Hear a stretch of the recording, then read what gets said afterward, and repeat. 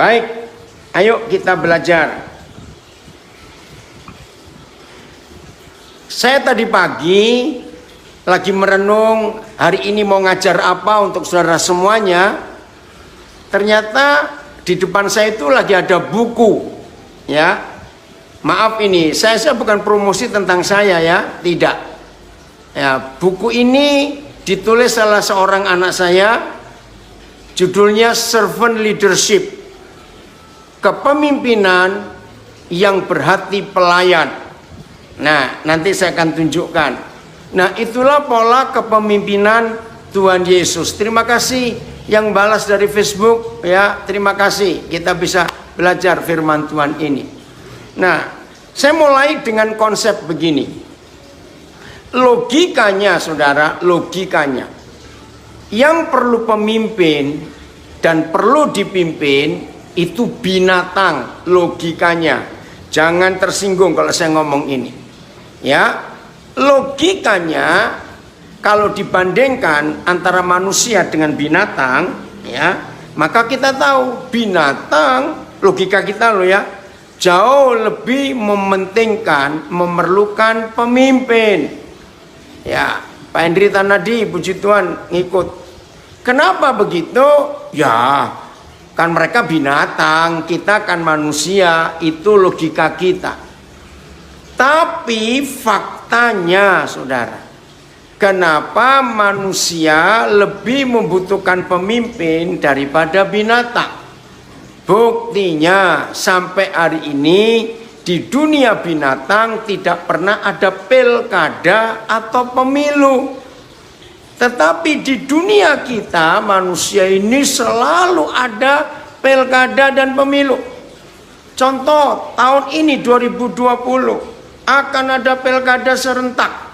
Termasuk kami di Nabire akan siap nanti memilih bupati baru. Karena yang ada sekarang sudah 2 periode.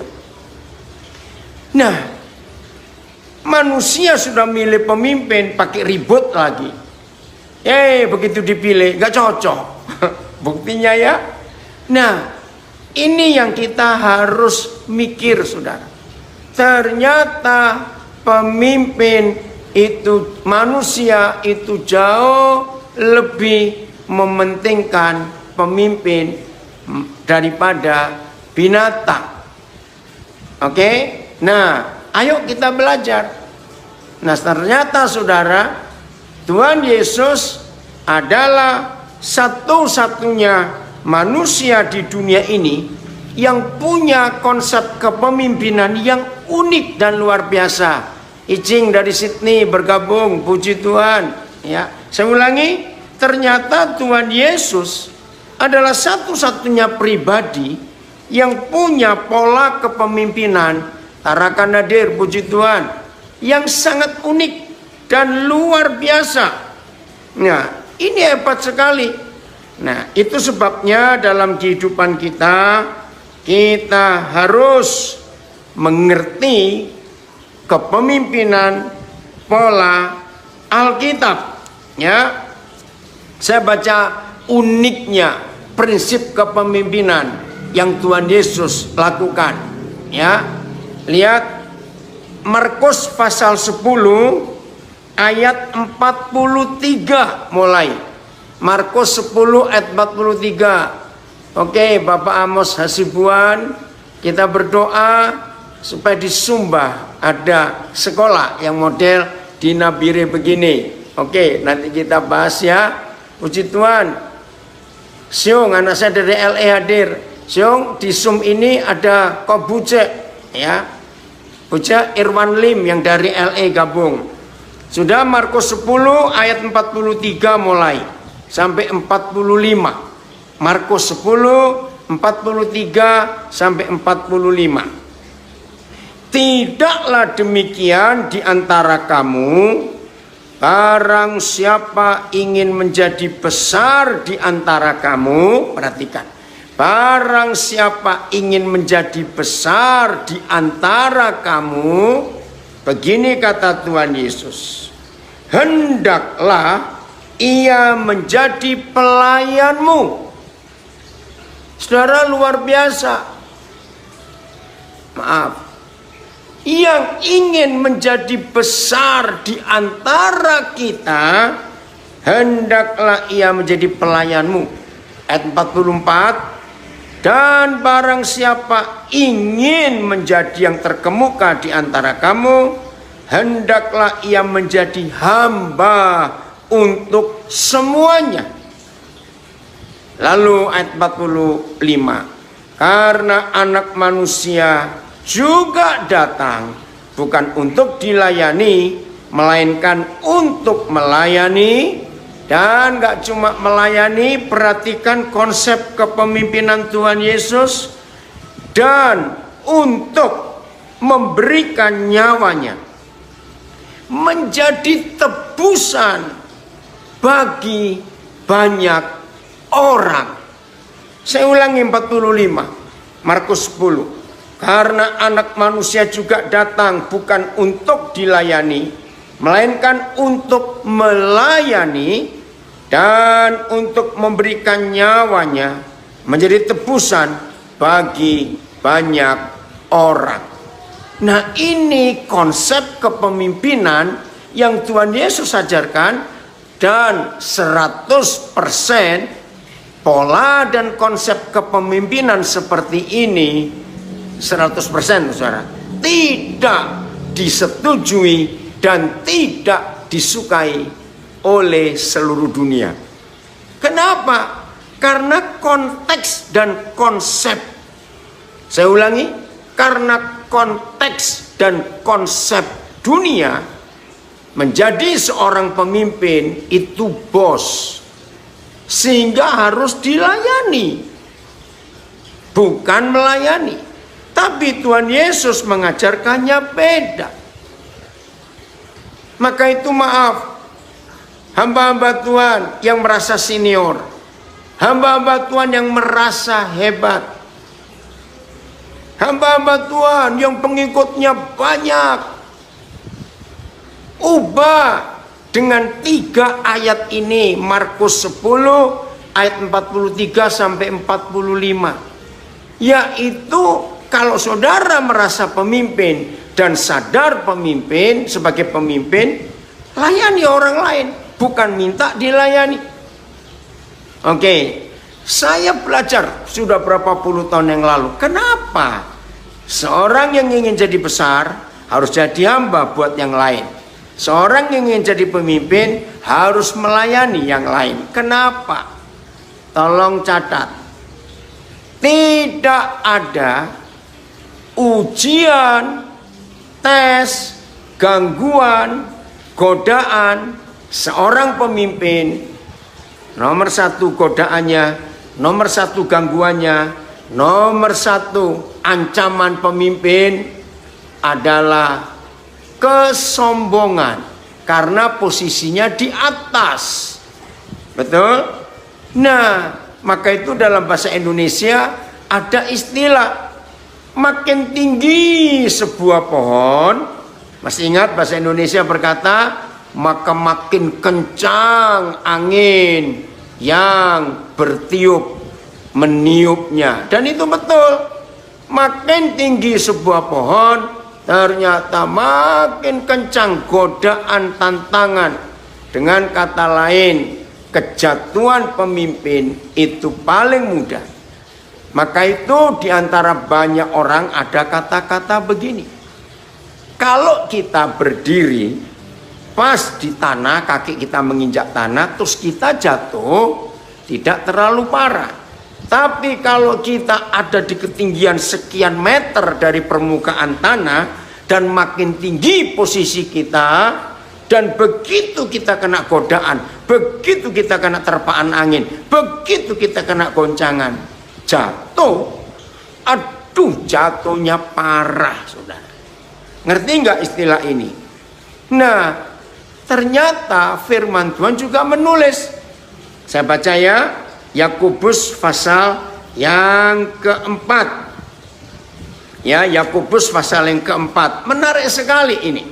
Maka itu para pemimpin, ayo kita melihat kebenaran ini. Yakobus pasal yang keempat, ya.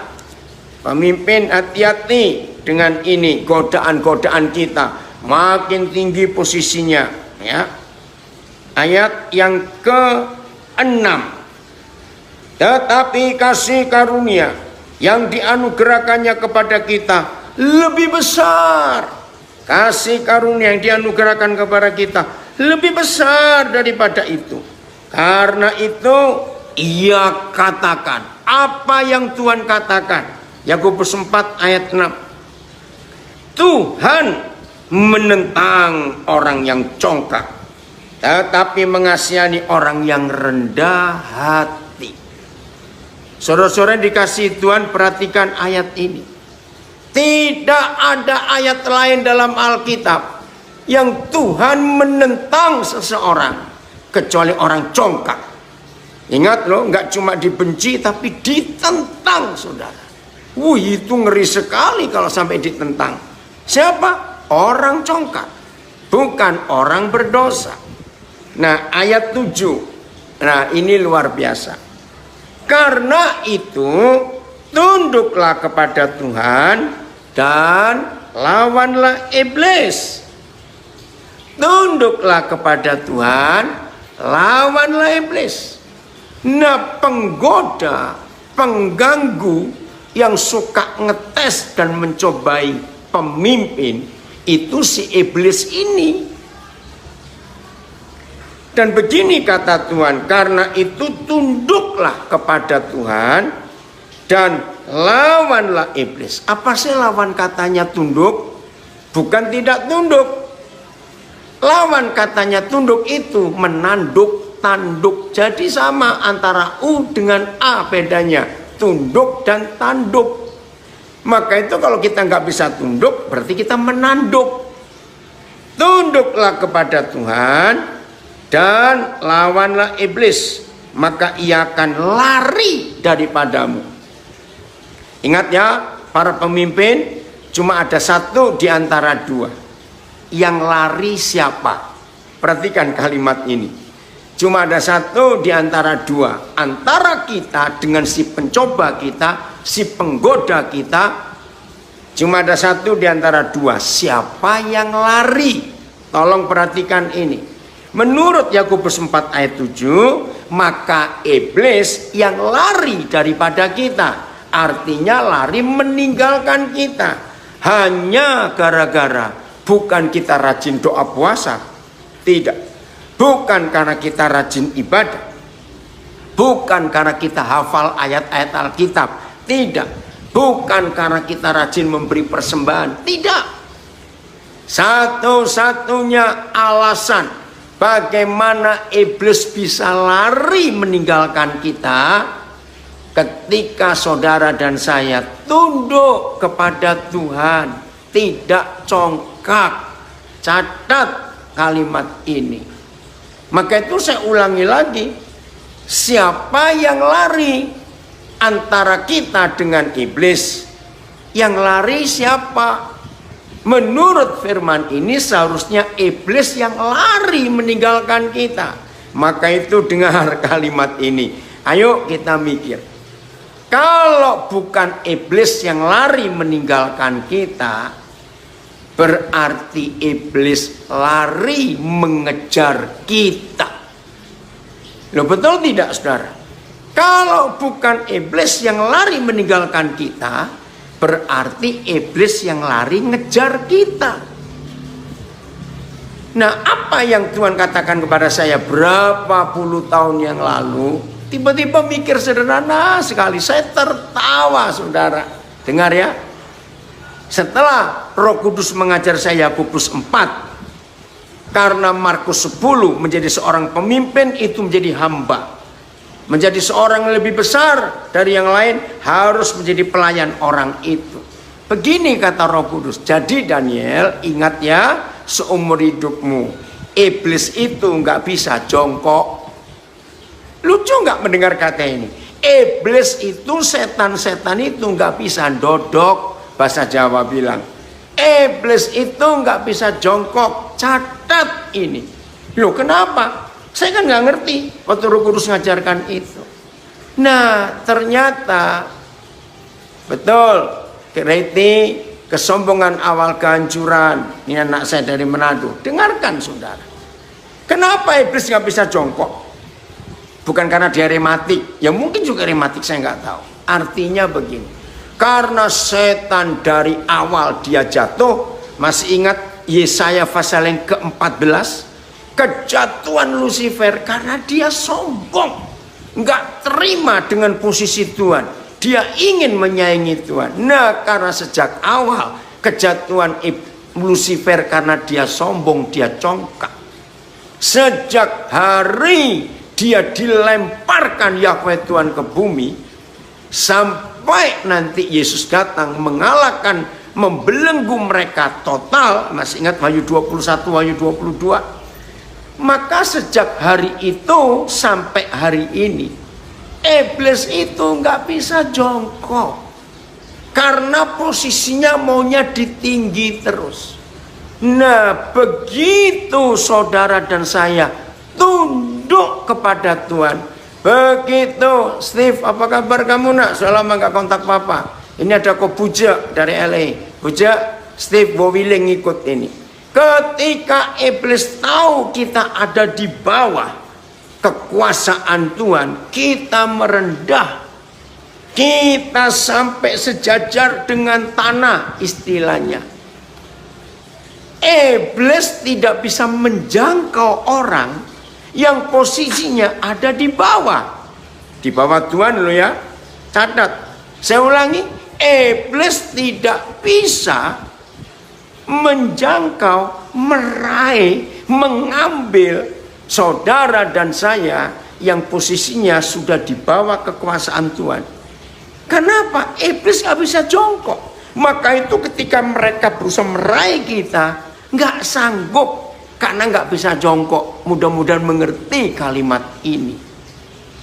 Maka itu ketika seorang pemimpin mengikuti teladan dan pola Tuhan Yesus, saya ulangi lagi, ketika setan-setan tahu ada pemimpin-pemimpin yang Tuhan angkat, yang Tuhan pilih, yang Tuhan tetapkan, itu posisinya tunduk kepada Tuhan, tidak congkak, maka setan tidak bisa menjangkau pemimpin yang rendah hati dan posisinya ada di bawah Tuhan.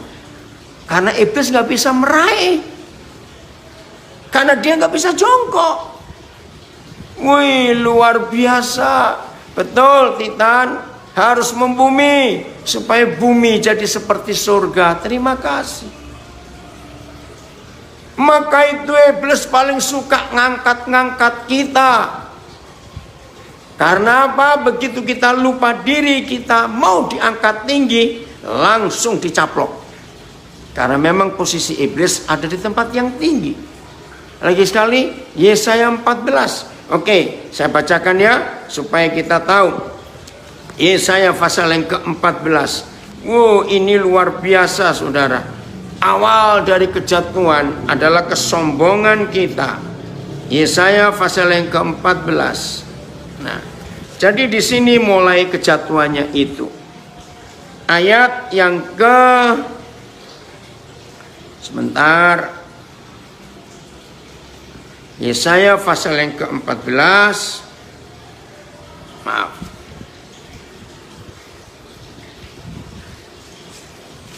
Tunggu. Yesaya 14 mulai ayat yang ke-13. Oh maaf, mulai 12. Yesaya 14 ayat 12. Dengar ya. Wah. Nah, kata wah itu dalam bahasa Melayu celaka. Wow, bahasa Inggrisnya wow ya, bukan W-O-W, W-O-E, wow ya. Celakalah engkau sudah jatuh dari langit, dari tempat tinggi, hai bintang timur, putra fajar. Yesaya 14 ayat 12. Engkau sudah dipecahkan dan jatuh ke bumi. Woi, luar biasa, sudah dipecahkan, jatuh ke bumi. Ya, terus. Hai yang mengalahkan bangsa-bangsa, keren. engkau yang tadinya. Nah, ini awal kejatuhan. Awal kejatuhan seorang pemimpin dimulai dengan sikap hatinya. Saya ulangi, awal kejatuhan seorang pemimpin dimulai dengan sikap hatinya. Apa sikap hatinya? Ayat 13, Yesaya 14. Engkau yang tadinya, awalnya, sebelum itu, ya, berkata dalam hatimu, ini luar biasa. Apa yang dikatakan si Lucifer ini? Aku hendak naik ke langit. Saudara, sejak zaman dulu, nenek moyang manusia, khususnya orang-orang timur, kalau mereka menyebut Tuhan, itu langit. Ya, hampir semua suku di dunia kalau menyebut Tuhan karena nggak ngerti, maka melihat ke langit tinggi. Maka itu lihat orang-orang Tionghoa, nenek moyang orang Tionghoa berkata Dien. Ya, dalam bahasa keturunan Tionghoa, Dien itu disebut Tuhan. Padahal arti kata Dien itu langit. Kalau kita lihat kitab Kejadian pasal 1, ya, di langit itu pasti menunjuk Tuhan.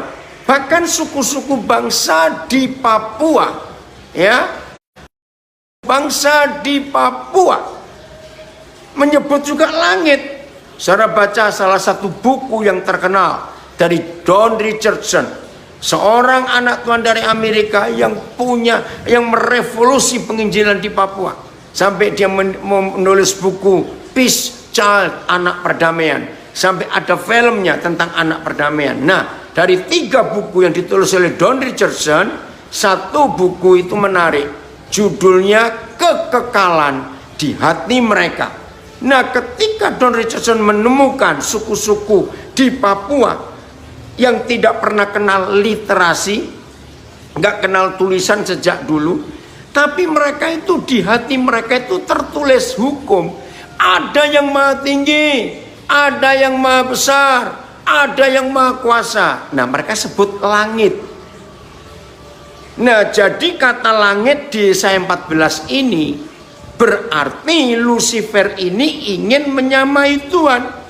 Aku hendak naik ke langit, ya, aku hendak mendirikan tahtaku,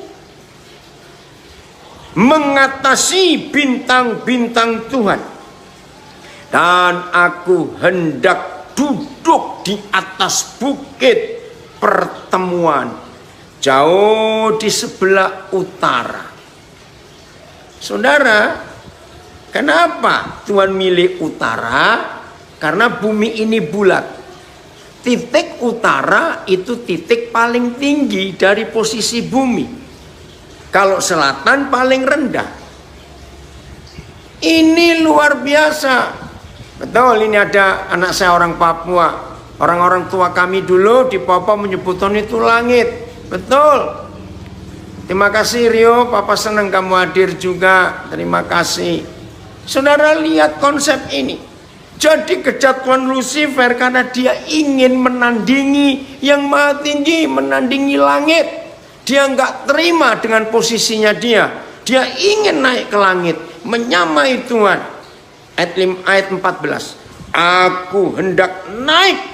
Ngomong naik lagi. Sudah berapa kali? Mengatasi ketinggian awan-awan. Ini mulai kejatuhan. Maka itu tolong catat para pemimpin. Kejatuhan kita yang paling celaka itu karena kesombongan. Dan kesombongan itu cuma satu definisinya. Enggak terima dengan posisi Tuhan. Ingin menyamai Tuhan. Hati-hati. Oke? Saya ulangi lagi, 14 ini dahsyat. Yesaya 14 ayat 14. Aku hendak naik mengatasi ketinggian awan-awan. Hendak, nggak main-main, menyamai yang maha tinggi. Itu kata Lucifer. Ayat 15. Hukumannya. Sebaliknya, Oh, luar biasa. Irwan, terima kasih kamu ngomong begitu. Betul, ayo kita belajar sikap rendah hati dari Yesus Tuhan kita. Ayat 15. Sebaliknya, apa yang terjadi? Ke dalam dunia orang mati engkau diturunkan, ke tempat yang paling dalam di liang kubur. Wih, ngeri saudara. Orang-orang yang melihat engkau akan memperhatikan dan mengamati engkau. Katanya, inikah dia yang telah membuat bumi gemetar, setan-setan itu, yang telah membuat kerajaan-kerajaan bergoncang, yang telah membuat dunia seperti padang gurun dan menghancurkan kota-kotanya, yang tidak melepaskan orang-orangnya yang terkurung pulang ke rumah. Ngeri sekali. Yang dibuat oleh si iblis. Betul. Nah, ini ada tulisan bagus. Ini pakai bahasa Indonesia. Hendra, Lucifer mengutarakan keinginannya untuk pindah ke utara. Luar biasa. Ya, ini dia. Maka itu, ya Angga, Papa ingat, ini tadi ada saudaramu yang ngomong juga namanya Daniel Rukroho, itu Papa panggil Rio. Terima kasih Angga. Jadi kamu sudah pindah ke Manado sekarang. Jadi Lucifer itu mengutarakan keinginannya untuk tinggal di utara. Terima kasih, saya baru dapat kata baru. Mengutarakan keinginan Lucifer kepada Tuhan untuk tinggal di utara, yaitu tempat Tuhan yang maha tinggi, ya utara. Nah, saudara-saudara, ini yang membuat iblis jatuh karena dia ingin menyamai posisi Tuhan. Nah, kalau dipikir, apakah Tuhan sekejam itu? Tidak, saudara. Maka itu, orang yang bisa dan mudah dijatuhkan oleh iblis, kalau dia tidak bisa merendahkan dirinya, merendahkan hatinya di hadapan Tuhan, maka iblis mengejar orang itu untuk jatuh. Tapi sebelum orang itu ditangkap iblis, ayo kita kembali ke prinsip Yakobus 4 tadi. Buatlah iblis yang lari dari kita. Ingat ya, Yakobus 4 tadi ayat 6 dan 7. Kalau saudara dan saya tidak bisa membuat iblis lari dari kita, berarti iblis lari mengejar kita. Tadi Mat Magi, senang Papa kamu gabung juga. Saya ulangi, kalau saudara dan saya tidak bisa membuat iblis lari dari kita, berarti iblis yang lari mengejar kita. Tolong catat. Ini yang luar biasa, apa yang Tuhan ingin katakan kepada kita semuanya. Oke ya, jadi konsep. Nah saudara, salah seorang anak kami, ya, namanya Hari Nino Bais. Puji Tuhan, berapa tahun yang lalu dia berhasil meraih gelar tertingginya, doktor dari Universitas Indonesia. Nah, disertasi yang dia tulis tentang pelayanan kami di Nabire. Karena dia berapa tahun tinggal dengan kami, dia ngajar di SMP, SMA. Lalu karena dia master, kami berikan dia untuk jadi berkat di satu-satunya perguruan tinggi di Nabire waktu itu. Namanya Universitas Satyawiata Mandala, singkatannya USWIM. Nah, setelah saya melihat dedikasinya untuk Papua luar biasa, Roh Kudus gerakkan saya, coba tawarkan, apakah dia mengambil doktor? Dia kaget saudara. Kalimat pertama, Pap, saya sih mau, tapi biayanya kan mahal dokter. Saya bilang, yang nyekolahkan bukan Papa, tapi Tuhan yang nyekolahkan kamu untuk kamu jadi dokter. Ya udah, itu prinsip saya. Memang saya nggak pernah punya uang, tapi Tuhan menyuruh. Ya udah saya taat. Coba kamu daftar, cari. S2-nya masternya dari Universitas Gadjah Mada, S1-nya dari Universitas Nusa Cendana yang di Kupang. Puji Tuhan, dia dapat diterima di UI. Nah, waktu disertasi S3-nya dia nulis tentang pelayanan kami di Nabire.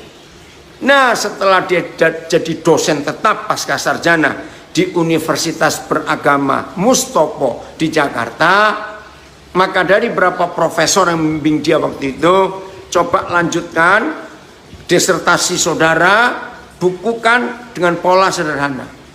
Saudara, ternyata dengan pimpinan Roh Kudus, Dr. Hari Neno Bais ini menemukan sebuah teori kepemimpinan yang judulnya menarik, servant leadership, kepemimpinan yang berhati hamba atau pelayan.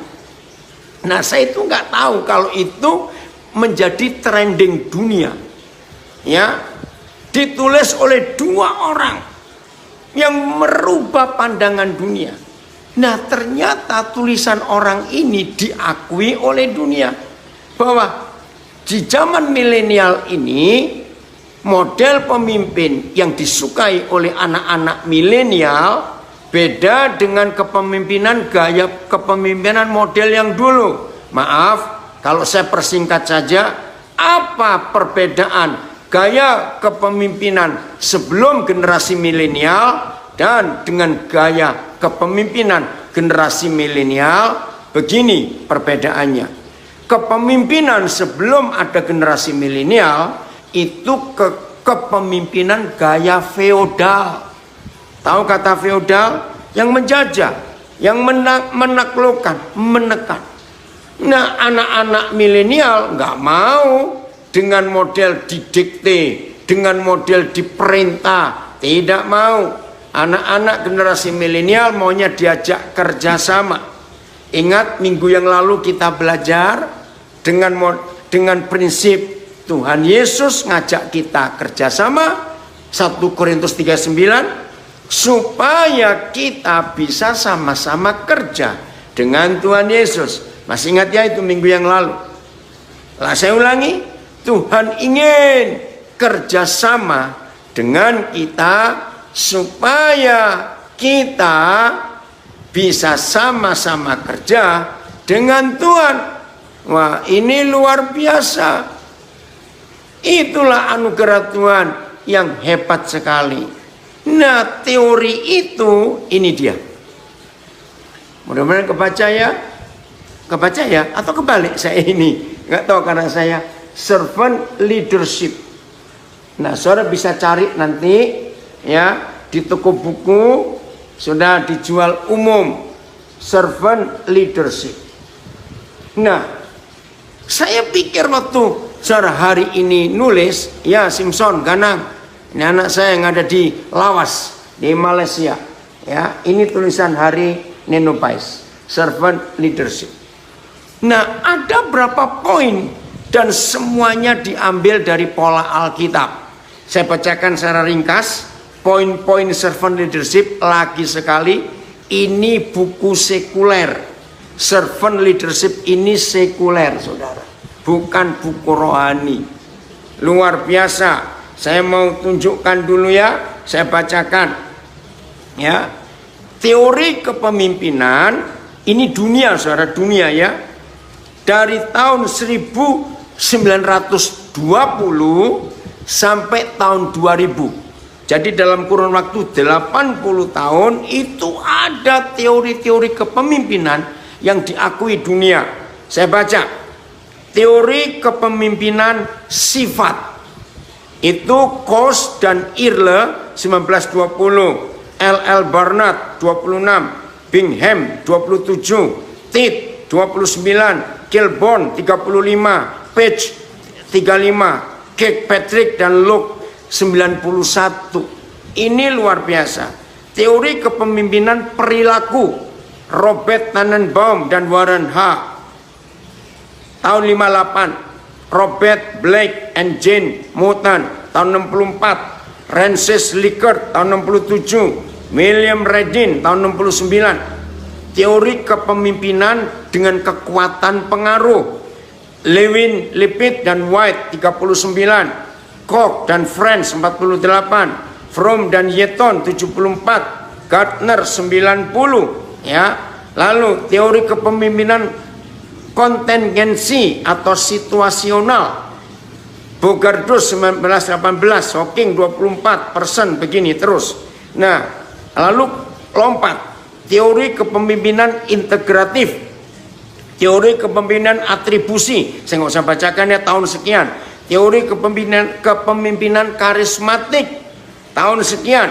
Lalu teori kepemimpinan transaksional, tahun 78. Lanjut, teori kepemimpinan transformasional, tahun 85-96. Teori kepemimpinan visioner, itu 86-95. Nah, begitu generasi milenial muncul teori kepemimpinan pelayan, servant leadership.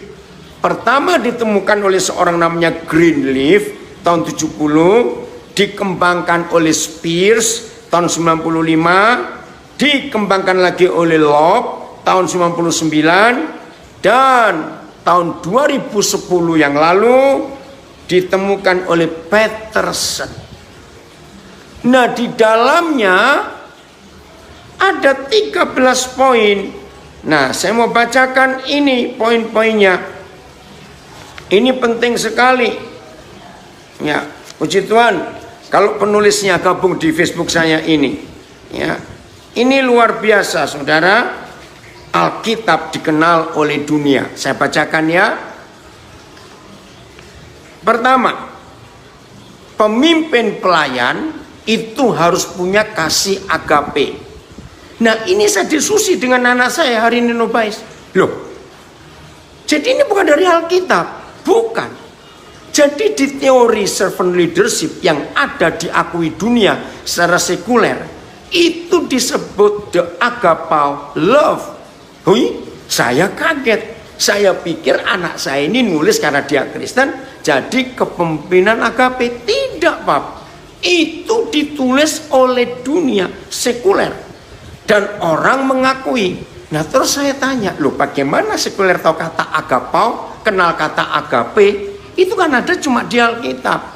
Begini, anak saya berkata, justru ketika Peterson mengembangkan kasih agape di dalam salah satu ciri kepemimpinan kepemimpinan pelayan, dunia itu baru tahu ternyata ada kasih agape di dunia ini. Saudara, saya termenung untuk berapa saat. Jadi ini yang harus kita perhatikan dalam kepemimpinan ini. Kasih agape. Terus ciri-ciri kepemimpinan yang model pelayan, servant leadership. Yang kedua, memberdayakan. Pemimpin yang memberdayakan. Nomor 3, pemimpin yang memiliki visi. Nomor 4, pemimpin yang mempunyai kerendahan hati. Yang nomor 5, pemimpin yang punya rasa percaya diri, self confident. Nomor 6, pemimpin yang mau mendengarkan suara yang dipimpin, menyediakan telinganya. Yang ketujuh, pemimpin yang punya empati. Yang kedelapan, pemimpin yang bisa menyembuhkan secara mental, secara psikis. Menyembuhkan juga, kalau psikisnya sembuh, mentalnya sembuh, pasti fisiknya sembuh. Itu kepemimpinan yang hatinya pelayan. Yang berikut punya kesadaran diri supaya tetap tidak sombong, selalu sadar siapa dirinya. Yang berikut, punya hati yang persuasif. Dalam tanda kutip, dia bisa membujuk, bukan membujuk untuk negatif. Yang mengajak, yang merasa nggak mampu, nggak berdaya, ayo kamu coba. Yang berikut, konseptualisasi. Jadi tahu memilah-milah, ya, bagaimana mengkonsepkan anak buahnya untuk bisa apa. Oke, yang berikut, kemampuan melayani, bukan dilayani. Yang berikut, mampu membangun komunitas, jaringan, nggak one man show. Wah, ini luar biasa. Inilah model kepemimpinan yang dunia butuhkan di generasi milenial. Maka kalau saya pakai istilah Alkitab, lagi sekali ini bukunya saudara perhatikan. Kalau saya pakai istilah Alkitab, itulah pemimpin yang berhati ayah, pemimpin yang berhati bapak. Jelas ya saudara, ini dia. Maka itu ayo cari di toko buku, bukunya ada. Nah, dunia membutuhkan kepemimpinan model begini. Bukan kepemimpin yang ngebos. Oh, luar biasa. Ayo masing-masing kita belajar. Dan kita harus bisa. Karena Tuhan yang memanggil kita, pasti kita bisa. Oke ya? Maaf. Dan itu jelas sekali yang Alkitab tuliskan kepada kita. Aduh, saya suka merenungkan ini saudara. Oke. Saya ulangi lagi ya, Markus 10, cuma 3 ayat saja, 43 sampai 45. Markus 10, 43 sampai 45. Dunia membutuhkan pemimpin yang model begini. Tidaklah demikian di antara kamu. Barang siapa ingin menjadi besar di antara kamu, hendaklah ia menjadi pelayanmu. Dan barang siapa ingin menjadi yang terkemuka di antara kamu, hendaklah ia menjadi hamba untuk semuanya. Karena anak manusia juga datang bukan untuk dilayani, melainkan untuk melayani dan untuk memberikan nyawanya menjadi tebusan bagi banyak orang. Oke, saya akan bahas kalimat terakhir ayat 45. Seorang pemimpin harus siap memberikan nyawanya menjadi tebusan buat banyak orang. Luar biasa. Izinkan saya memberi kesaksian ini.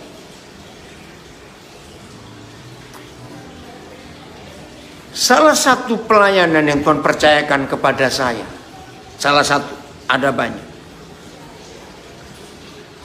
Saya suka memberi, menjadi penjamin untuk narapidana-narapidana yang tidak ada orang yang mau menjamin. Begini saudara. Ya, terima kasih nak. Ini Pak Hari berikan nomornya, silakan. Ya. Har, kamu bisa buka di Zoom nggak ya? Atau nanti Papi yang nulis ini untuk Zoom. Jadi begini, ada sistem hukum di Indonesia, seorang narapidana yang sudah menjalani ya 1/3 sampai 2/3 masa hukumannya, dan selama masa itu dilihat karakternya, etikanya baik, tidak melakukan kejahatan lagi, maka hukum negara kita memberikan kesempatan untuk orang itu boleh melakukan pembebasan bersyarat (PB). Kalau kondisinya baik, karakternya baik, ditemukan baik, nggak ada masalah. Nah, dicari orang yang mau menjadi jaminan atas orang ini. Nah, jaminannya buat surat, pakai materai, ya, lalu bayar. Saya beda-beda, beda kasus, beda masa tahanan, bayarannya beda-beda. Nah, surat itu dibawa, diserahkan kepada Kementerian Hukum dan HAM. Oh, itu prosesnya nggak gampang, lumayan lah. Nah, yang paling berat saudara, maka itu kenapa nggak banyak orang mau menjadi penjamin. Masalahnya orang ini bukan bebas total, tapi bebas bersyarat. Contoh, kalau ini kasusnya berat, maka diwajibkan lapor di kantor polisi terdekat di mana dia ada. Nah, contoh, kalau kasusnya berat, itu seminggu sekali harus lapor diri, menyatakan bahwa saya masih di sini, tidak kemana-mana. Kalau kasusnya tidak terlalu berat, bisa sebulan 2 kali atau sebulan sekali, dan harus lapor. Kalau dia pindah, harus buat surat lagi mau pindah kemana. Nah, penjaminnya ini harus tanggung jawab.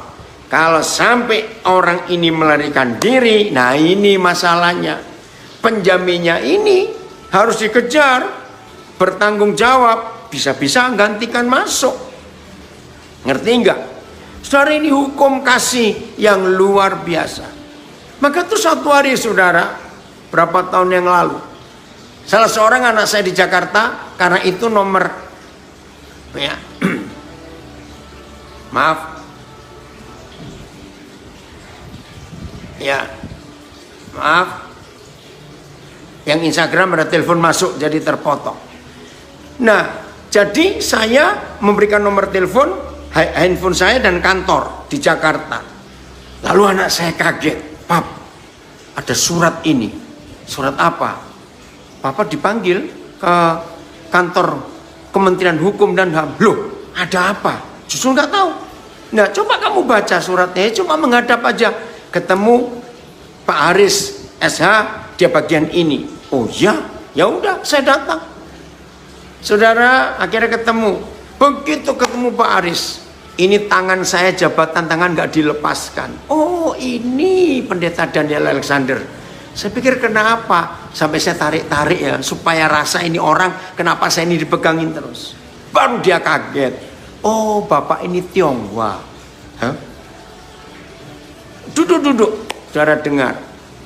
Karena surat-surat yang masuk ke kami untuk pembebasan bersyarat, itu banyak nama Pak Pendeta. Terus, nah kami ingin tahu alasan Bapak apa. Saudara lihat, sampai hari ini pemerintah belum sanggup membangun lembaga-lembaga pemasyarakatan yang lebih banyak, lebih besar. Jadi semua penjara di Indonesia itu kelebihan kapasitas semua. Lalu begini kata Pak Aris, saya kaget. Seandainya ada sekian saja di Indonesia ini orang-orang seperti Bapak, satu, tugas kami itu ringan. Karena yang di dalam bisa bebas bersyarat.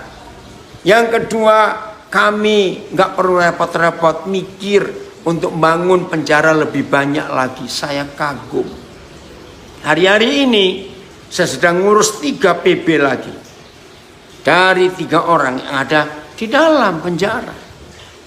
Saudara, ini yang disebut Tuhan Yesus pasal 10 kitab Markus ayat 45. Dan untuk memberikan nyawanya menjadi tebusan bagi banyak orang. Ida, kalau kamu terlambat masih bisa masuk kok, nanti bisa ngulangi lagi karena tersimpan. Ayo saudara, kita melakukan ini. Nah, kalau saudara pernah baca kitab Filemon, itu kitab yang menarik. Nah, Paulus itu menjadi jaminan untuk mereka, untuk Onesimus yang di dalam penjara. Ya, silakan yang mau kontak untuk buku penulisnya langsung, saya memberikan nomor HP-nya itu. Dan itu luar biasa. Nah, gereja ini tugas kita menjadi penjamin untuk orang-orang yang butuh jaminan dalam hidupnya. Kita harus berani menyerahkan nyawanya, menyerahkan nyawa kita menjadi tebusan buat banyak orang. Saya percaya semua kita kenal Yohanes 3:16. Betul? Awas. Kalau saudara yang ikut Zoom ini belajar firman, nggak tahu Yohanes 3:16, awas. Betul? Karena begitu besar kasih Tuhan akan dunia ini, sehingga diberikannya anak yang tunggal. Masih ingat itu? Nah, itu Yohanes 3:16. Tapi mari kita lihat ditulis oleh saudara yang sama, yaitu Yohanes, di pasal yang sama, pasal 3, di ayat yang sama, ayat 16. Tapi ada sebuah konsep ilahi yang luar biasa untuk kita mau menjadi pemimpin, yaitu yang berani menyerahkan nyawa, berani menjadi tebusan untuk orang lain. 1 Yohanes 3:16. Begini kata Tuhan. Ya, begini kata Tuhan. Perhatikan ini. Yohanes 3:16. Demikianlah kita ketahui kasih Kristus, yaitu bahwa Ia telah menyerahkan nyawanya untuk kita. Nah, ini Yohanes 3:16. Kita sudah tahu Yesus menyerahkan nyawanya untuk kita. Titik koma, perhatikan, titik koma. Jadi kita pun wajib menyerahkan nyawa kita untuk saudara-saudara kita. Saudara, ini nggak main-main. Yohanes 3:16, Tuhan Yesus yang menyerahkan nyawa untuk kita. Setelah kita ditebus oleh Tuhan Yesus, ingat Markus 10:45, seorang pemimpin yang mau dipakai Tuhan dan menyelamatkan manusia di dunia harus mau menyerahkan nyawanya menjadi tebusan untuk orang lain. Nah, 1 Yohanes 3:16 ini buktinya. Jadi setelah saudara dan saya yang tadinya harus mati karena dosa kita, maka Tuhan ingin setelah kita hidup karena penebusan Yesus, maka Tuhan ingin kita pun wajib menyerahkan nyawa untuk saudara-saudara kita yang lain. Jadi untuk sisa dari manusia di dunia ini yang belum sempat ditebus oleh Tuhan Yesus, dengarkan kalimat ini. Untuk sisa manusia di dunia ini, gak usah jauh-jauh, yang sekitar kita saja, itu tanggung jawab kita. Tanggung jawab kita untuk kita yang menyerahkan nyawa buat mereka. Jadi jangan minta Yesus mati lagi buat mereka, jangan. Tapi ayo kita yang menyerahkan nyawa untuk mereka, menjadi jaminan. Oke, saya percepat. Kitab Filemon, ini kitab yang luar biasa, ya. Kitab Filemon, saudara, kita belajar kitab ini hebat sekali. Satu pasal aja. Filemon bukan 2, nggak ada pasalnya, 1 pasal saja. Awas kamu Irwan, ngomong begitu ya. Filemon, ya. Bagaimana cara Paulus menjamin Onesimus untuk kembali, ya, kepada Filemon, mantan majikannya itu. Ayat 17, saya mulai ya. Ayat 17-18 kitab Filemon. Kalau engkau menganggap aku temanmu seiman, terimalah dia seperti aku sendiri. Nah, ini menjadi jaminan. Filemon harus menerima mantan karyawannya yang namanya Onesimus, yang pernah berbuat kriminal di rumah majikannya, yaitu rumah Filemon. Maka itu Onesimus masuk penjara. Ternyata di penjara Onesimus ini berjumpa dengan Tuhan Yesus lewat Paulus. Nah, pas hari Onesimus ini bebas, ternyata Onesimus ini nggak mau keluar dari penjara. Nah, kan aneh bukan? Harusnya semua orang rindu ingin cepat bebas. Onesimus nggak mau bebas. Kenapa? Karena dia bertemu Tuhan dan dia punya papa baru, yaitu Paulus. Maka itu dia nggak mau keluar, biar di penjara lagi. Karena dia punya papa. Aduh, ini kisah yang luar biasa kita Filemon ini, saudara. Maka itu ayo semua kita jadi papa buat banyak orang yang di penjara. Dan kita mau menjadi jaminan buat mereka semua. Ini tandanya Tuhan dipermuliakan lewat kita. Nah, karena Paulus tahu anak ini harus keluar dari penjara, dia masih muda sekali. Maka itu dia tulis surat kepada mantan majikannya supaya Filemon menerima Onesimus lagi. Nah, Filemon dengan Paulus ini teman baik, sangat baik. Maka itu sampai Paulus berani memberi jaminan, terimalah dia seperti kamu menerima aku sendiri. Ini luar biasa. Pasang badan, istilah hukum ayat 18. Dan kalau dia, ya perhatikan, kalau dia, ya ayat 18, kalau dia sudah merugikan engkau, perhatikan, ataupun berhutang kepadamu. Nah, dari sini ketahuan bahwa Onesimus pernah buat salah kepada majikannya. Maka itu Paulus berkata, dan kalau dia sudah merugikan engkau ataupun berhutang padamu, tanggungkanlah semuanya itu kepadaku. Baca, tanggungkanlah semuanya itu kepadaku. Oh, ini luar biasa, saudara. Paulus menjadi penjamin buat Onesimus. Terus nggak selesai sampai di situ. Lihat ayat 19. Lihat ayat 19.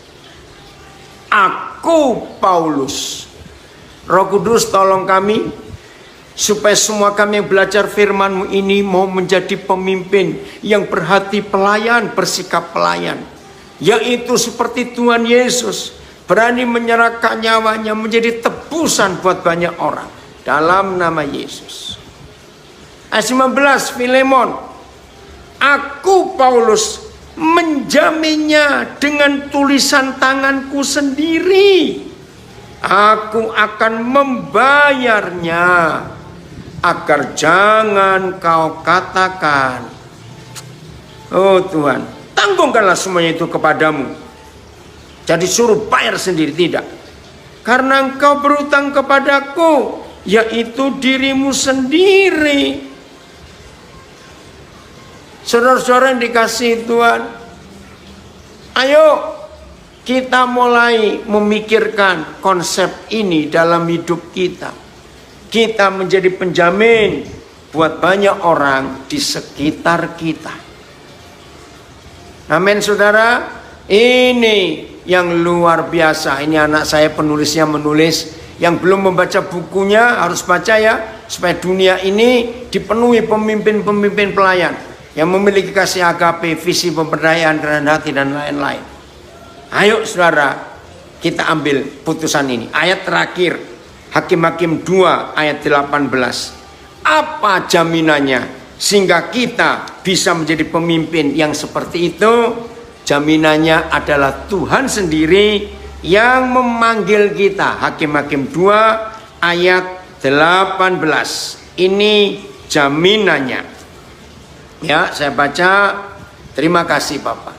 Setiap kali apabila Yahweh membangkitkan seorang hakim, saya ganti seorang pemimpin, seorang penyelamat. Setiap kali apabila Yahweh membangkitkan, memilih, memanggil, mengangkat seorang hakim, pemimpin bagi mereka, maka Yahweh menyertai. Yahweh menyertai pemimpin itu. Oh, terima kasih. Ya, saya ulangi, setiap kali apabila Yahweh membangkitkan seorang pemimpin bagi mereka, maka Yahweh menyertai pemimpin itu dan menyelamatkan mereka, orang-orang yang kita pimpin, dari tangan musuh mereka selama pemimpin itu hidup. Sebab Yahweh berbelas kasihan mendengar rintihan mereka, karena orang-orang yang mendesak dan menindas mereka, yang menekan mereka. Sore-sore dikasih Tuhan, ini loh kalimat selama pemimpin itu masih hidup, berarti harus ada regenerasi. Karena kalau pemimpin itu meninggal dan tidak menyiapkan pemimpin yang berikut, nggak ada regenerasi, maka hancur. Lihat gereja-gereja hebat, luar biasa, tapi begitu gembalanya meninggal dan tidak ada pengganti, maka 100% gereja itu pecah. Asetnya jadi perebutan orang-orang yang memimpin. Aduh, sedih sekali dan sudah banyak terjadi. Maka itu hari ini mari semua kita siap jadi pemimpin yang benar di hadapan Tuhan. Amin. Wah, ini kasih Tuhan yang luar biasa dalam hidup kita. Oke. Nah, kita sudah belajar firman Tuhan ini. Ayo kita dengan sungguh-sungguh mau melakukan dan berkata ya pada Tuhan untuk Dia memanggil kita, memilih kita jadi pemimpinnya. Amin. Tuhan memberkati kita semuanya. Oke, saya serahkan pada host. Mau bagaimana selanjutnya? Mau diskusi? Ayo.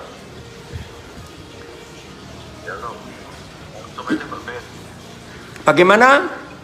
Ya, kita ini cuma satu sesi ya, ya, ini tanya jawab langsung aja. Pasti banyak ini pertanyaan. Ada? Ya, atau istirahat sebentar? Atau langsung? Boleh, terserah Koden. Langsung juga boleh, nggak apa-apa. Ayo. Langsung apa Koden? Langsung bertanya? Atau? Iya, langsung bertanya. Terserah. Makanya tuh hostnya aja menentukan. Ya, tanya. Oke, Pak. Kalau mungkin saudara ada pertanyaan mau bertanya silakan. Silakan Pak Murcen. Bentar kita buka dulu suaranya ya. Oh iya.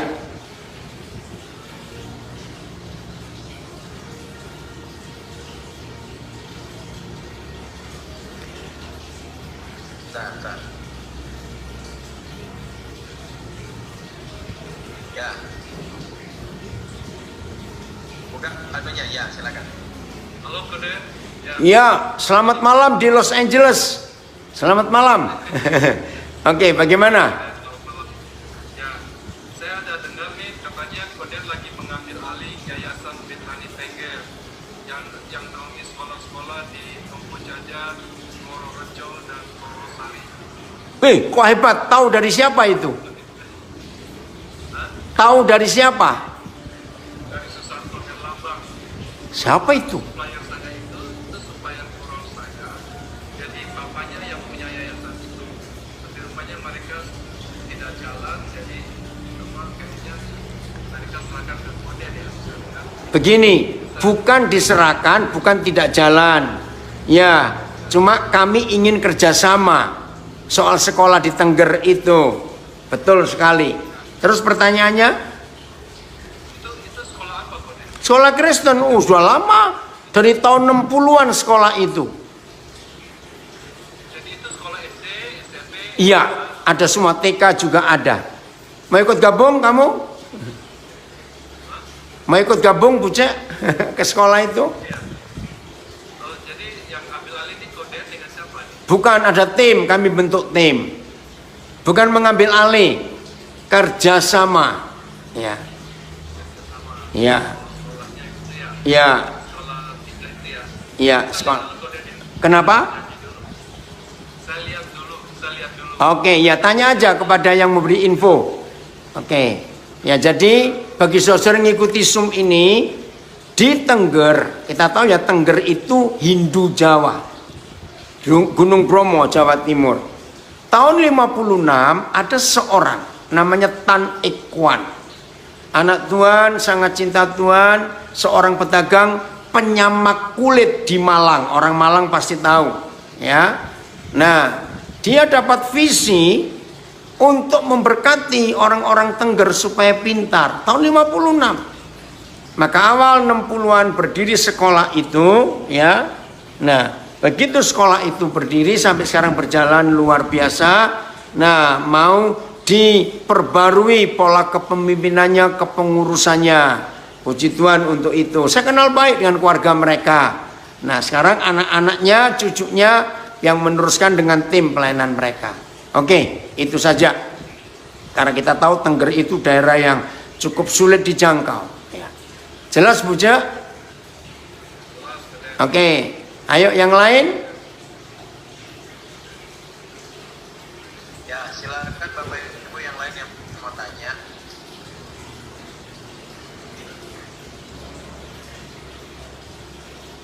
Apa? Ada? Ayo. Ya, masih mau lagi katanya. Oh ya, ayo. Silakan. Ya, ini Koden, saya ada sedikit dilema nih. Mm-mm. Ada satu ayat ya, cerita waktunya waktu murid Yesus bilang mengumpulkan mamanya, terus Tuhan Yesus mengucapkan satu perkata yang cukup membingungkan bagi saya. Udah, nggak usah pergi ke sana, biarlah orang mati mengumpulkan orang mati. Ya. Itu bagaimana Koden? Oke. Lihat kan, ini kan orang Jawa kan kayaknya tidak menghormati orang tua, bagaimana? Ya. Ntar ya, sambil balas WA ini. Jadi begini, ini bukan cuma pertanyaan Pak Buja, tapi semua kita. Tolong ya, yang gabung di Facebook dengan Instagram, ada firman yang membingungkan. Biarlah orang mati menguburkan orang mati. Nah, saya akan gabung ayat itu dengan juga pertanyaan pernyataan Tuhan Yesus. Yaitu, kalau kamu ingin menjadi muridku, tetapi tidak membenci ayahnya, ibunya, saudaranya laki-laki, saudaranya perempuan, istrinya, maka engkau tidak layak menjadi muridku. Nah, yang Buja tanyakan sama nggak dengan ayat itu? Sama, itu membingungkan. Jawabannya begini, tolong dengarkan. Kalau kita jangan pakai doktrin gereja apa saja, entah Calvinis, entah Arminian, entah apa, nggak usah. Pakai sistem militer. Seorang prajurit ketika dapat perintah dari komandannya, maka itu saya suka. Prajurit itu diajak ngomong apa saja oleh komandannya, dan saya lupa, jangan lupa ini. Sistem militer adalah satu-satunya sistem yang dipakai sama di seluruh dunia. Ya, saya ulangi lagi. Sistem militer itu adalah satu-satunya sistem yang dipakai. Oke, baca ini Pak Beni, ya, memberi pengumuman besok kita akan Zoom lagi jam 5:30 sampai jam 8 WIB, ya, besok. Nah, sistem militer itu dipakai sama ke semua sistem yang ada di dunia. Negara mana saja, politiknya apa saja, mau komunis, mau demokrasi, mau negara Islam, mau negara apa saja, sistem militer itu sama. Jenjang militer kepangkatan juga sama. Maka itu antar militer antar negara kalau bertemu nggak pernah membingungkan karena sama jenjang-jenjangnya itu. Dan ini luar biasa. Nah, begini Buja, tolong dengar. Kata yang selalu muncul di mulut prajurit mendengar perintah apa saja dari komandan, siap, siap, betul tidak? Siap. Nah, Buja dengarkan. Kalau engkau prajurit Buja, maaf ya, Koden beri contoh ini karena Koden tahu, karena papa tercintamu sudah dipanggil Tuhan, ya. Jadi ini yang harus tahu. Saya ngomong, ketika komandan memerintah prajurit, pas hari itu adalah hari pemakaman ayah prajuritnya, boleh nggak prajurit berkata siap, tapi ngerti nggak? Siap, tapi maafkan komandan, izinkan saya mengubur bapak saya dulu. Di dalam sistem militer tidak ada konsep itu. Bagaimanapun keadaannya, perintah komandan siap laksanakan, siap laksanakan. Nah, maka itu Lukas 14 ayat 26 berkata, 25, kalau kamu lebih cinta istrimu, lebih cinta anakmu, lebih cinta orang tuamu daripada perintah komandan, nggak layak engkau jadi prajurit. Jadi bukan benci dalam arti nggak suka, lebih tunduk kepada komandan. Begitu pula kalau komandan merintah, itu hari penguburan orang tua, biar yang mati ada yang ngurus sendiri. Kamu prajurit harus tunduk. Jelas, Buja?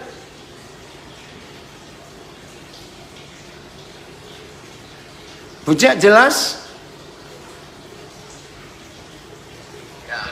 Jadi dalam kapasitas sebagai prajurit Kristus itu maksudnya ketahatannya.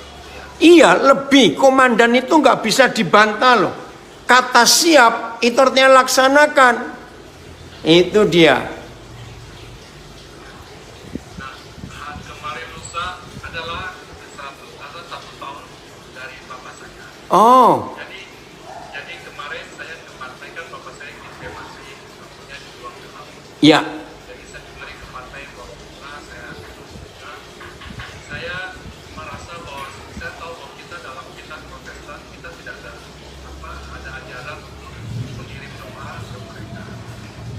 Tetapi saya merasa terbuktis bahwa saya bisa berbahasa roh. Jadi saya pakai bahasa roh karena saya tidak tahu mau doain apa. And I don't know his condition. Saya tidak tahu apakah beliau bisa berhasil masuk ke sana atau tidak atau bagaimana, saya tidak tahu. Jadi saya pakai bahasa roh karena saya merasa karena saya punya pendapat ini, ada ayat kan bahwa roh itu bahwa saya akan meminta penolong dan dia akan menyertai kamu selama-lamanya. Ya. Jadi bukan hanya di dunia ini tapi sampai di selama-lamanya, berarti sampai di sana juga. Jadi saya merasa bahwa dengan berbahasa roh, karena saya tidak tahu mau doain apa, saya tidak tahu mau berbicara apa, bagaimana yang harusnya, jadi saya pakai bahasa. Menurut Koden begitu. Ya. Buja, beberapa kali Koden ketemu papamu di Papua, di Biak, di Serui. Ya, percayalah Tuhan sayang papamu. Koden percaya sebelum papamu tarik nafas yang terakhir, Roh Kudus pasti memberi kesempatan untuk papamu memperbarui hidup panggilannya. Jadi nggak usah khawatir soal itu urusan Tuhan. Karena apa, Buja? Menurut 2 Korintus 5 ayat yang ke-10, Roma 2 ayat yang ke-16, kita saja yang sudah mengaku percaya Yesus, belum tentu kita bisa diselamatkan. Karena semua harus menunggu di pengadilan terakhir dari Tuhan Yesus. Maka itu nggak usah khawatir. Ya, Tuhan sayang papamu. Itu jawaban Koden. Doa dalam bahasa roh boleh. Tuhan mau, dia mendengar kita. Jadi nggak apa-apa. Jelas ya? Oke. Ayo lanjut. Oke, baik. Silakan yang lain. Pak Jeffrey, ada yang mau ditanyakan? Nah ini dua orang ini saling tuduh menuduh terus ini. Ya udah ayo silakan. Ini kerjaan yang host begini. Oh begitu ya. Enak ya host itu bisa merintah terus ya. Iya, Kak. Ya oke, lanjut. Sebenarnya dia yang paling pintar buat pertanyaan. Sudahlah Jeff, ayo Jeff. Siapa? Saya hari ini dengar Nabi Daniel. Terus? Ya, apa yang sudah disampaikan ya tinggal kita kerjakan gitu aja. Amin. Ya. Oke.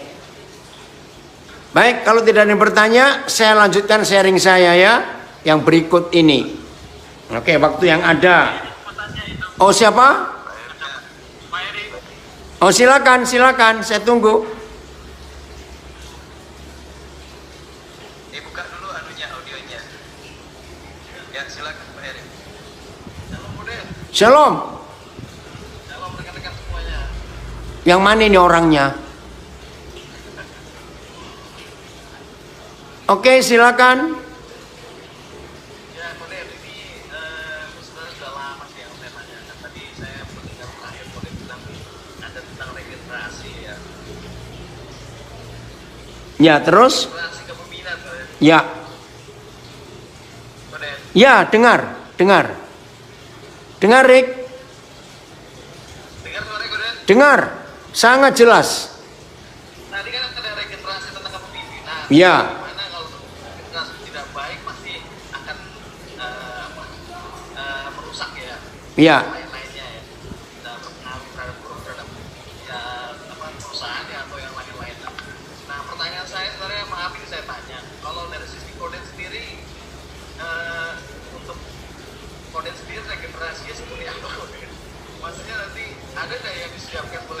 Oh, sudah banyak.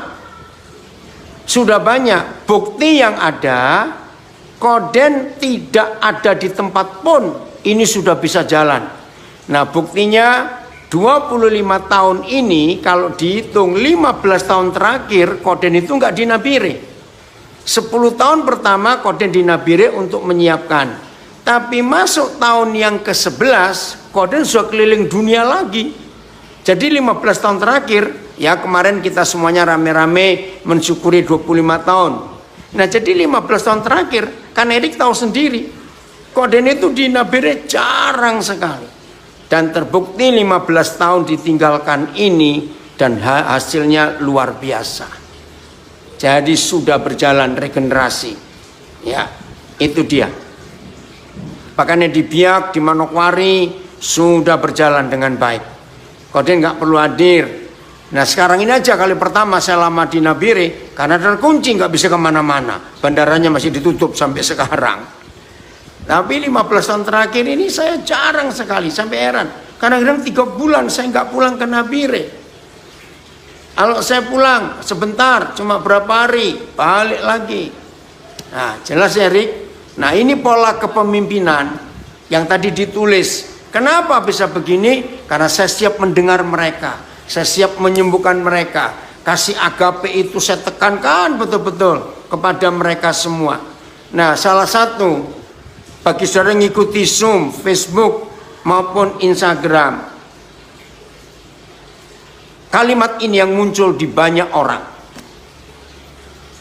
Serusak apa orang-orang itu?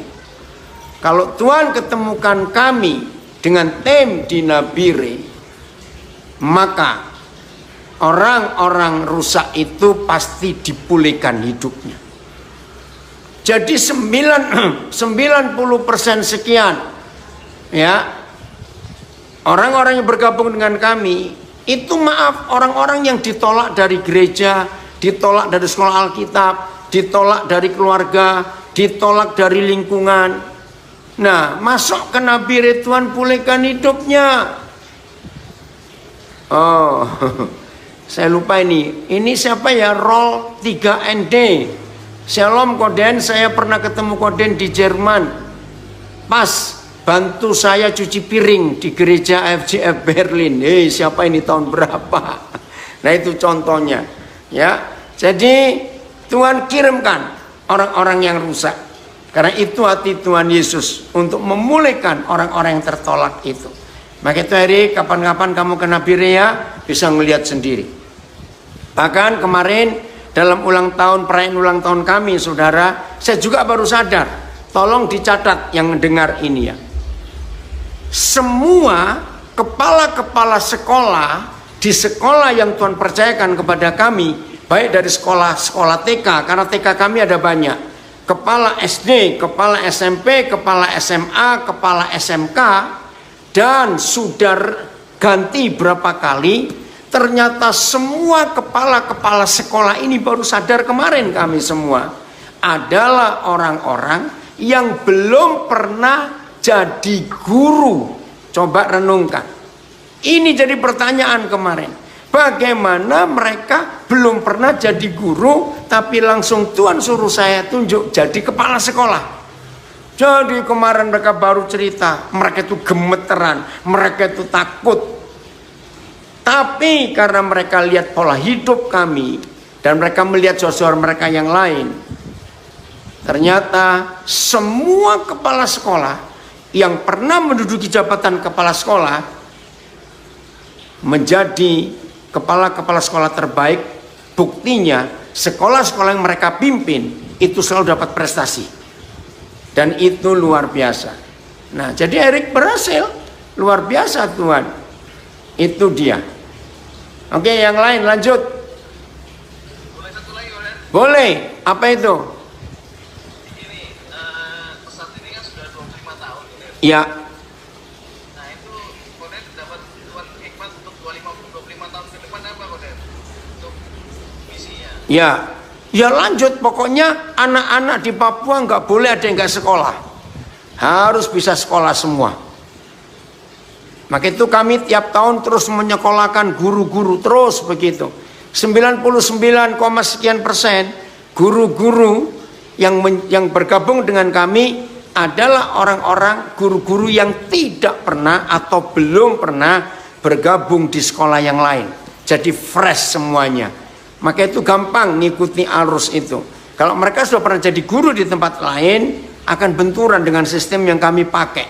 Tapi puji Tuhan, Tuhan terus mencukupi itu. Ya. Jadi besar sekali visinya. Kita lihat aja nanti.